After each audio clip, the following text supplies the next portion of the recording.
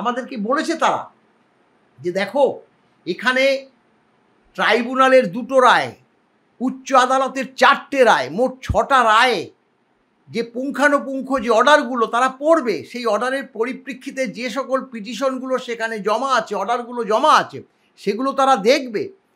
এখানে কিন্তু এসএলপি করেছে কেস ইজ ডিসমিস বলে, মানে অর্থাৎ হাইকোর্ট যা বলেছে, ট্রাইব্যুনাল যা বলেছে তারই মান্যতা দিয়ে ফাইলটা পাঠিয়ে দেয়নি, অর্ডারটা মানে ডিসবার্স করেনি।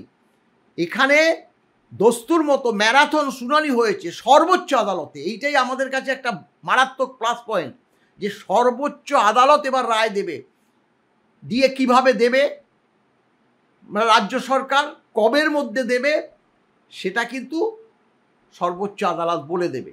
এবং আরও একটা কথা বলি, অনেকে বলছে রায়টা পাই, এই সরকার দিক বা না দিক, আমাদের পক্ষে রায়টা যাক। আমরা বলছি না, এই সরকারকে দিতেই হবে, এই সরকারকে দিতে হবে। এই কারণে এখন নির্বাচনের দামাদা বেজে গেছে, একদম দামামা বেজে গেছে।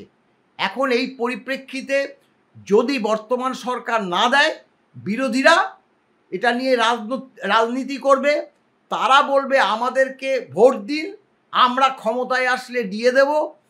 এবং সেই প্রেক্ষিত শাসক দল কিছুতেই সেটা বিরোধীদের হাতে তুলে দেবে না সেই অস্ত্রটা। তাই তারা ডিএটা দেওয়ার জন্য তারা যেমনভাবেই হোক ব্যবস্থা রাখবে বলে আমরা মনে করি।